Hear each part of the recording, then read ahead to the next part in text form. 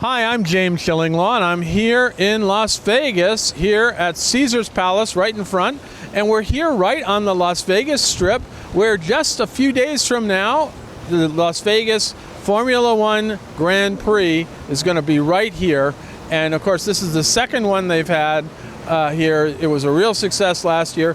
And we're here with Kelly Messina, who's the Senior Director of Leisure Sales at the Las Vegas Convention and Visitors Authority. We've interviewed Kelly before, and we're going to talk a little bit about the impact of the Grand Prix on Las Vegas, but more, we're going to use that as a kickoff about all the stuff that's going on. A lot of new stuff going on in Vegas, and really you got to get your clients out here. As I'm finding out during this trip, there's so many more things to do, and you're going to find out about all that and more on Insider Travel Report.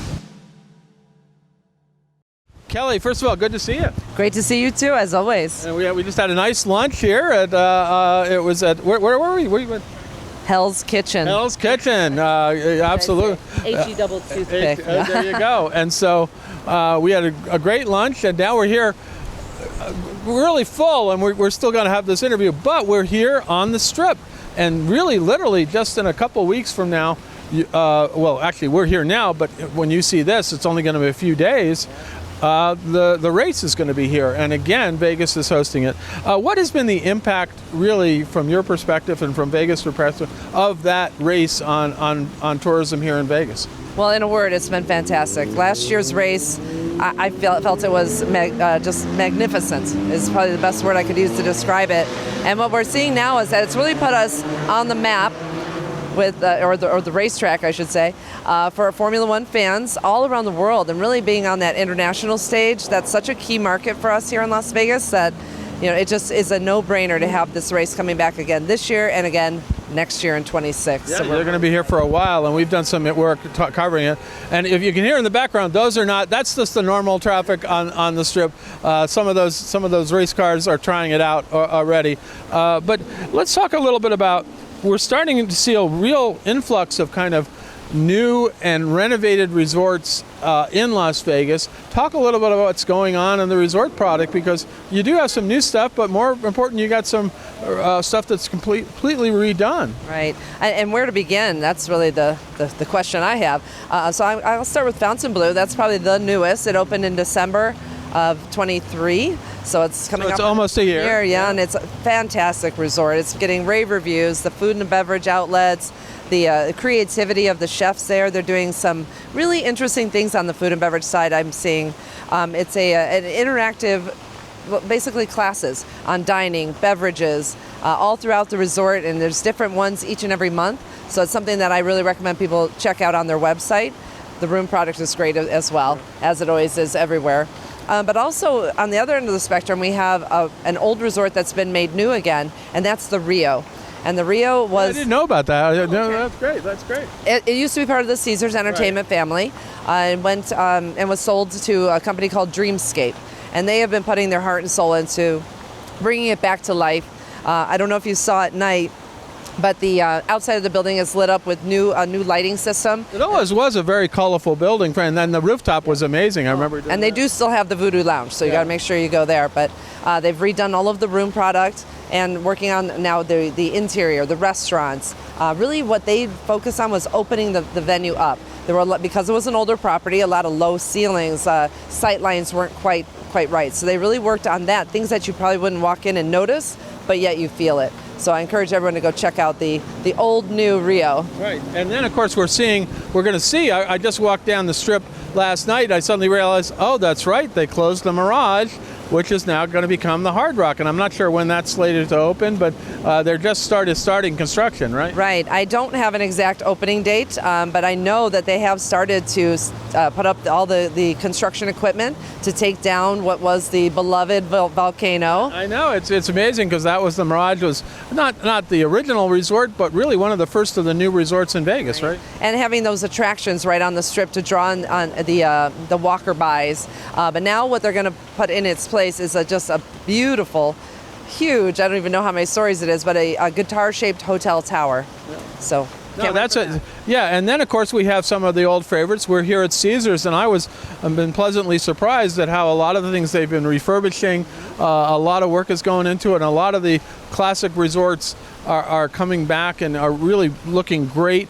We've lost some. We lost the Tropicana, but that now I guess that's going to be a stadium now, right? It will be our Oakland A's, soon to be the Las Oh, Oakland! The Oakland A's will now be the Vegas Rays, Vegas A's. I don't know. Not Rays, A's. Assuming they'll keep the name. Okay. We'll see. But yes, it'll be a baseball stadium, 30-some thousand seats, right there on the Strip, and they will also be adding in a hotel component. So although the Tropicana did go away was that 2-3 weeks ago now? A new hotel will be built in its place. So Okay, that's fantastic. And I want to get back to sports because the Grand Prix is just a start. Last year, right after the Grand Prix, you hosted Super Bowl. Sure did. And you've actually been nice enough to take me to your hockey team. Amazing. And we went to see the football team, Las Vegas Raiders. And so this is really becoming kind of like the sports capital of the United States, right? Or as we like to say, the greatest arena on earth. Okay. Yeah. So yeah, of course, football, hockey, professional baseball, minor league baseball. We also have the women's NBA, 2-time world champions. There you go. They didn't quite make it this year, but that's all right. And more to come. I know basketball's got to be coming up soon. I hope so. That's the thing it used to be you didn't have basketball because you had a very good college team, and now I think you're ready for a not now, but back then it was a long time ago. That's how old I am because I was remembering that, but I'm sure you'll get a basketball team soon. Well, I'll age myself. I graduated the year we won the Final Four tournament, so there you go.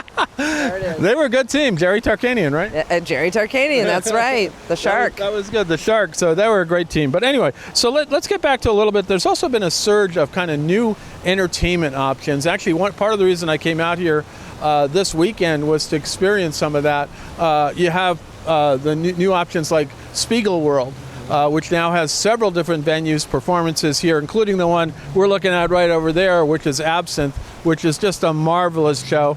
And then last night I went to see the Atomic Saloon. Funny, and then there's more here to come.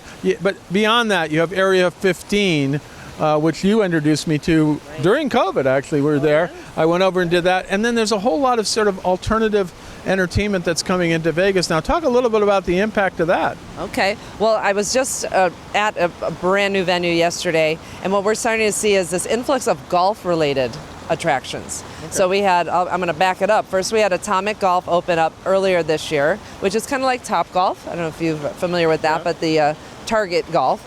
And then Pop Stroke, which is a partnership with Tiger Woods. He opened that. It's a putting green, and that's on the south end of the Strip. And now, I got to say this in an easy way, the Swingers, the Crazy Golf Club. Oh, you don't have to. You can do. This is Vegas, babe. It's true. So they just opened up in Mandalay Bay in what used to be the Light nightclub. So it's a massive space. 4 different 18-hole putting course, 21 and over. Fantastic food and beverage options at that restaurant or that venue as well. And I just was there the other night, and I think it's going to be a big hit. So you have all these new shows, sort of. I call Spiegel World kind of the alternative Cirque du Soleil. Not for the faint of heart, by the way. So be careful, like anything else in Vegas. But it is funny, and you have things. There's a lot going on downtown now too. There's a lot of new bars and restaurants down in what we used the old Fremont Street area. Right. There's always something new and exciting opening up on East Fremont. That's been kind of the newest, hottest place to go when you come down to Las Vegas. If you've not been there, that's something you definitely want to see.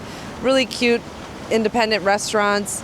And again, like I said, the bars and lounges are there. But really underneath the canopy, what we like to call our old Las Vegas, the Fremont Street experience, you have Circa Hotel, which is adding on to their properties. You and I went to the opening of that a few years back, right? Yes, we did.